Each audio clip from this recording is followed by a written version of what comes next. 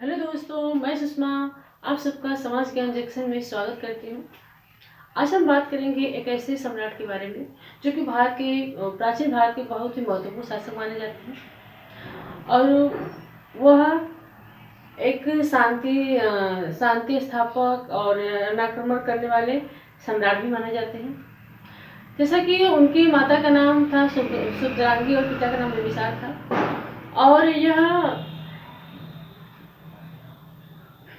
और ये इनका जो राज्याभिषेक पहले राज्याभिषेक होने से पहले कहाँ के शासक थे? अवंती के शासक थे। कहाँ के शासक थे? अवंती के शासक थे। और इनका राज्याभिषेक जो पहली बार हुआ था 273 बीसी में हुआ था। 270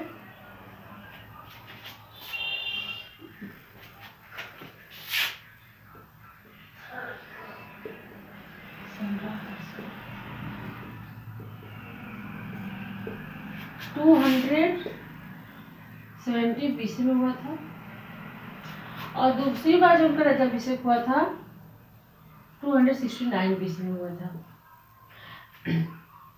इन दोनों के बीच जो 4 वर्ष का गैप माना जाता है, इसे लोगों के बहुत विभिन्न स्रोतों के आधार पर बताया जाता है कि इनका जो संघर्ष का काल था, मतलब राजा बनने के लिए इनको संघर्ष करना पड़ा था। जैसा कि सिंघली अनुश्रुतियों के अनुसार बताया जाता है, सिंघली अनुश्रुतियों के आधार पर बताया जाता है कि ये अपने 99 भाइयों की हत्या करके शासक बने थे। कितने भाइयों को? 99 भाइयों की। वही महावंश के अनुसार बताया जाता है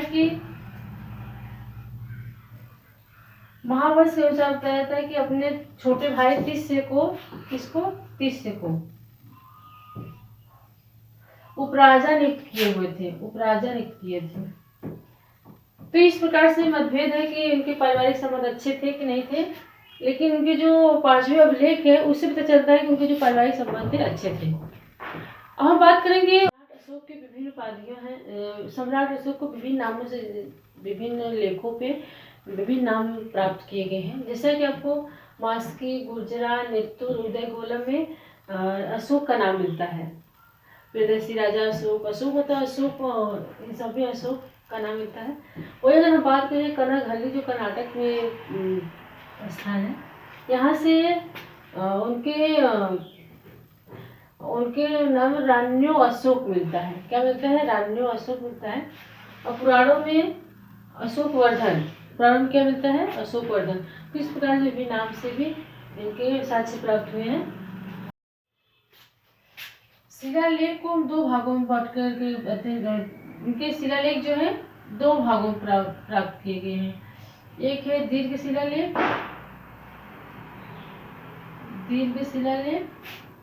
दूसरा है लघु शिलालेख।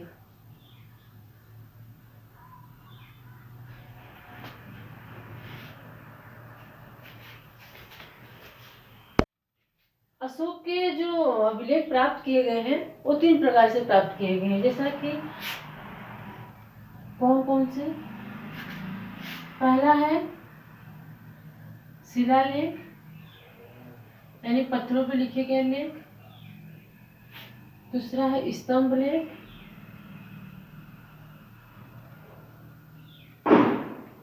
जो कि स्तंभ पे, पिलर पे लिखा गया था। और थर्ड है गुहा अभिलेख, यानी गुफाओं में लिखे गए लेख, गुहा लेख। 3 प्रकार के अभिलेख प्राप्त किए गए हैं। शिलालेख को हम 2 भागों में बांट कर इनके शिलालेख जो है 2 भागों में प्राप्त किए गए हैं। एक है दीर्घ शिलालेख,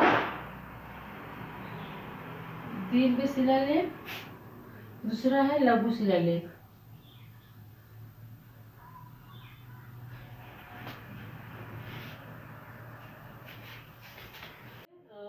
सम्राट अशोक के शिलालेख में दीर्घ शिलालेख के बारे में, जो कि 8 स्थानों से प्राप्त किए गए हैं और इसमें 14 लेखों का समुच्चय है। कितने लेखों का समुच्चय है? 14 लेखों का समुच्चय है, जिसमें शाहबाज, गढ़ी, मानसेहरा, गिरनार, धौली, जौहर, सोपारा, एडूडी और कालसी। जैसा कि शाहबाज, गढ़ी और मानसेहरा जो है वो इस टाइम कहाँ पे है? भारत से बाहर प्राप्त किए गए हैं। जैसा कि आपका शाहबाज गढ़ी जो पाकिस्तान पड़ता है, वही अगर मानसेहरा की बात करें तो यह पाकिस्तान और अफगानिस्तान के बॉर्डर पे है, स्थित है। कालसी की बात करते हैं तो उत्तराखंड में स्थित है। सोपारा की हम बात करते हैं महाराष्ट्र में स्थित है। और गिरनार जो कि गिरनार जो है गुजरात में स्थित है। और येरगुड़ी जो है आंध्र प्रदेश में स्थित है। धौली और जौगड़ कहाँ पे स्थित है? उड़ीसा में स्थित है। धौली और जौगड़ जो ये शिलालेख है, दिल्ली शिलालेख, इसे पृथक कलिंग प्रज्ञापन कहा जाता है क्योंकि इसमें 11वां और 13वां अभिलेख के स्थान पर दूसरे लेख लिखे गए हैं। अगर हम बात करते हैं गिरनार अभिलेख का, तो यह अभिलेख जो है सबसे सुरक्षित अभिलेख माना जाता है। और शाहबाजगढ़ी और मानसेरा अभिलेख जो है ये खरोष्टी लिपि में लिखे गए। किस लिपि में प्राप्त किए गए? खरोष्टी लिपि में प्राप्त किए गए हैं। इस प्रकार से इनके दीर्घ शिलालेख हैं। जो लेख थे उसमें 8 लेखों का जो समुच्चय प्राप्त किया गया था, इस 8 स्थानों से प्राप्त किया गया था। उस 14 लेखों में इन सब बातों का वर्णन किया गया है, जो कि शॉर्ट फॉर्म में हम आपको बताने का प्रयास करेंगे। जैसे कि फर्स्ट में क्या पशु बलि की निंदा की बात की गई है, और सेकेंड में चिकित्सा व्यवस्था, यानी कि जो चिकित्सा व्यवस्था मानव के लिए, पशुओं के लिए की गई थी, कि जो पहला कार्य इनका माना जाता है अशोक के द्वारा।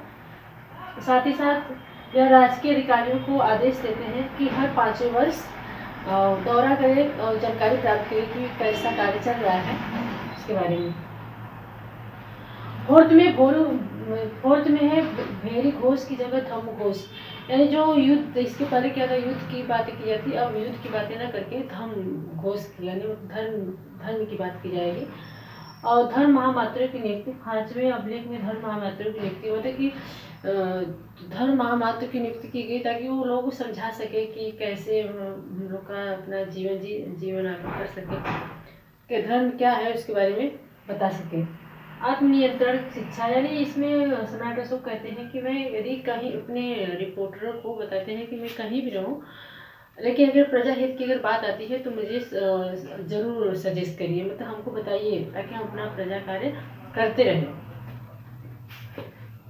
7वें 8वें में उनकी तीर्थ यात्रा का वर्णन किया गया है 7वें 8वें अभिलेख में, जिसमें सर्वप्रथम अपने राज सिंहासन प्राप्त करने के बाद 10वें वर्ष सर्वप्रथम कहाँ जाते हैं यात्रा करने के लिए? बोध गया में जाते हैं, जो कि 10वें वर्ष जाते हैं वहाँ पे। इन सब बातों का इसमें वर्णन है। शिष्टाचार की बात की गई है 9th में, और 10th में प्रजाहित, मतलब प्रजाहित की बात की गई है इसमें।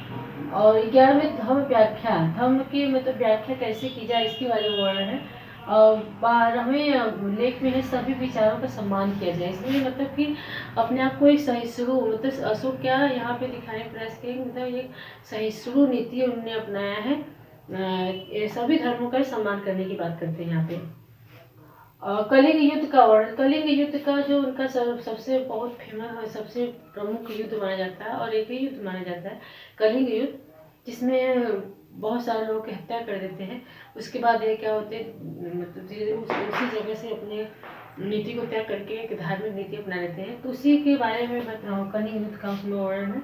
और 4th में धार्मिक जीवन, हमको किस प्रकार से धर्म के अनुसार जीवन जीना है उसकी बात करते हैं। जैसे कि उनका मानना था कि जो विभिन्न प्रकार के मंगलाचार है उसको न करके एक धार्मिक मंगलाचार करना चाहिए, ताकि लोगों का जीवन अच्छे से यापन हो सके।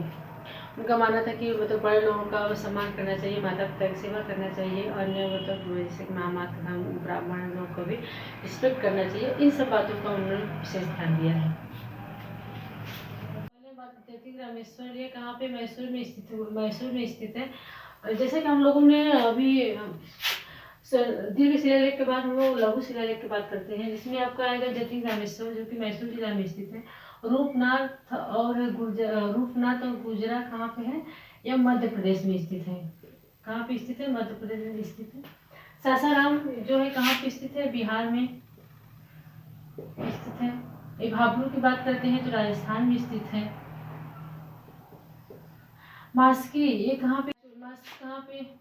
मास्की जो कहाँ पे स्थित है? हैदराबाद के रायचूर जिले में स्थित है। अगर ब्रह्मगिरी की बात करते हैं तो मैसूर जिला में स्थित है। मैसूर अगर हम ब्रह्मगिरी की बात करते हैं तो कहाँ पे स्थित है? मैसूर में स्थित है। एलगुडी कहाँ पे है? आंध्र प्रदेश में स्थित है। साथ ही साथ में गोभी मठ और कहाँ पे? ये भी मैसूर में स्थित है। गोभी मठ और मैसूर में स्थित है। जो है आंध्र प्रदेश के कुन्नूर जिला में स्थित है। राजूल और एलगुडी कहाँ है? आंध्र प्रदेश के कुन्नूर जिला में स्थित है।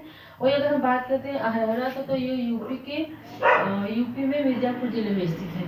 तो इस प्रकार से इनके सर्व शिलालेख थे जो कि विभिन्न स्थानों से प्राप्त किए गए हैं। अब हम बात करते हैं स्तंभ लेख।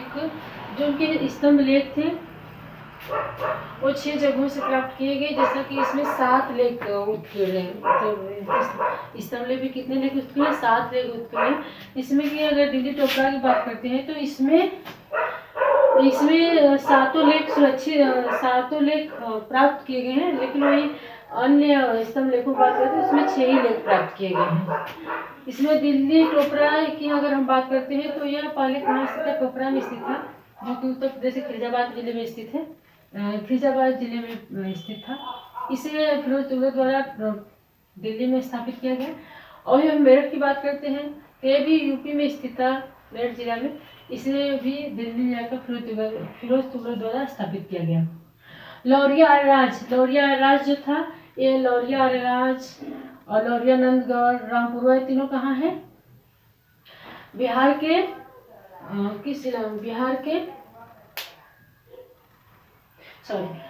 लौरिया राज, लौरिया नंदगढ़ और रामपुरा बिहार के चंपारण जिले में स्थित है। कहाँ पे? चंपारण जिले में स्थित है। कहाँ पे स्थित है? चंपारण में। अभी प्रयाग की हम बात करें, प्रयाग स्तंभ लेख में, तो ये पहले कहाँ थे? कौशाम्बी में स्थित था। इसे अकबर के द्वारा इलाहाबाद यानी प्रयाग किले में लाकर के स्थापित किया गया। लघु स्तंभ की हम बात करते हैं तो सांची जो है कहाँ पड़ता है? मध्य प्रदेश में स्थित है। सारनाथ और कौशाम्बी कहाँ? उत्तर प्रदेश में स्थित है। वही रोमनदेही और निगलवा कहाँ है? नेपाल के तराई में स्थित है। अब हम बात करें गुहा अभिलेख, हम बात करते हैं गुहा अभिलेख के बारे में। जैसे बराबर गुहा लेख जो कि आजीवक संप्रदाय से संबंधित माना जाता है। वही नागार्जुनी गुहा अभिलेख माना जाता है। वो भी मतलब गुफाओं में लिखे गए लेख। सीतामढ़ी गुहा लेख और रामगढ़ गुहा लेख, ये सारे लेख कहाँ थे लिखे? ये सब लेख कहाँ प्राप्त किए गए हैं? गुफाओं में लिखे लेख प्राप्त किए गए हैं। तो इस प्रकार से हम लोगों ने मतलब इस अशोक के जो लेख विभिन्न प्रकार के थे, स्तंभ लेख, गुहा लेख और शिलालेख, लघु शिलालेख, इस सब के बारे में यहाँ पे जाना हम लोगों ने। हम बात करेंगे कलिंग युद्ध, जो कि बहुत ही प्रसिद्ध युद्ध माना जाता है, बहुत ही फेमस युद्ध माना जाता है, जो कि आपके यहाँ स्थित है। कलिंग कहाँ पे? यहाँ स्थित है। यह युद्ध कब हुआ था? 261 BC में हुआ था, जिसमें अशोक के द्वारा जो मतलब अशोक जब शासक बनते हैं उसके 13वें वर्ष ये युद्ध हुआ था। कितने वर्ष बाद? 13वें वर्ष बाद यह युद्ध हुआ था, जिसमें कम से कम 1 लाख लोग मारे गए थे और 1,50,000 लोग बंदी बना लिए गए थे। लाख लोग क्या बना लिए गए थे? बंदी बना लिए गए थे। अंततः उनका यह दृश्य देख करके हृदय परिवर्तित हो जाता है और वह भेरी घूस की जगह वह धम्म घूस की नीति अपना लेते हैं, जो कि उनका उसके बाद यह युद्ध नीति को त्याग करके एक धर्म नीति अपनाते हैं। जो कि युद्ध नीति को त्याग करके वह एक धर्म नीति को अपनाते थे।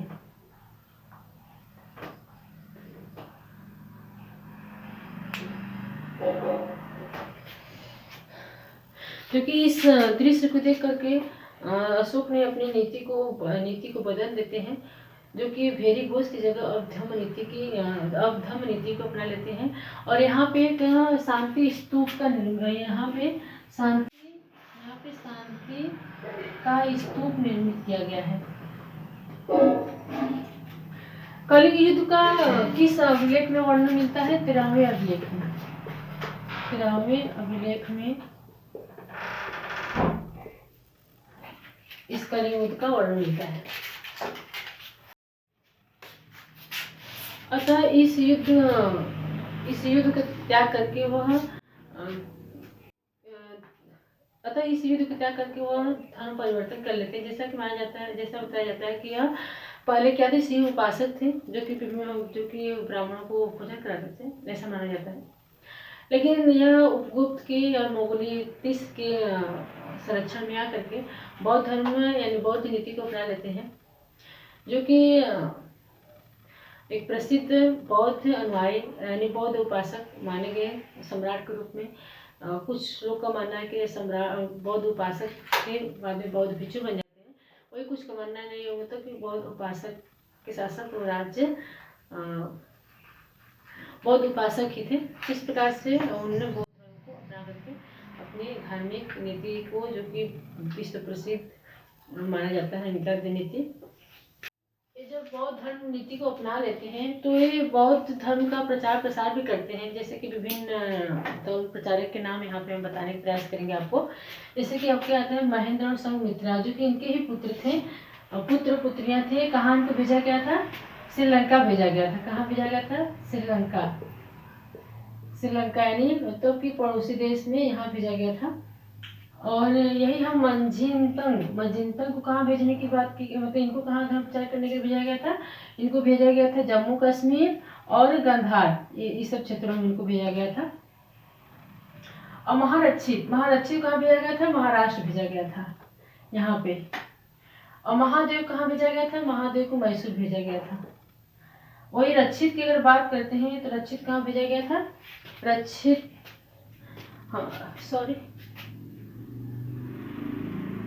मैसूर। रक्षित कहाँ भेजा गया था? फिर महारक्षित को भेजा गया था महाराष्ट्र, और महादेव को भेजा गया था मैसूर। रक्षित को भी मतलब मैसूर के ही मैसूर कर्नाटक में भेजा गया था। इनको मैसूर भेजा गया था। और धर्म रक्षित को कहाँ भेजा गया था? तो धर्म रक्षित को भेजा गया था अपरांतक क्षेत्र भेजा गया था। और यह बात करते हैं मध्यम कहाँ भेजा गया था? इनको भेजा गया था हिमालय क्षेत्र में भेजा गया था। इधर ही साइड भेजा गया था इनको, इधर प्रचार करने के लिए। और वही हम बात करते हैं सोन और उत्तरा को, तो इनको स्वर्ण भूमि की तरफ भेजा गया था। तो इस प्रकार से अगर हम सोन और उत्तरा की हम बात करते हैं तो इनको स्वर्ण भूमि की तरफ भेजा गया था। तो इस प्रकार से इनके धर्म प्रचारक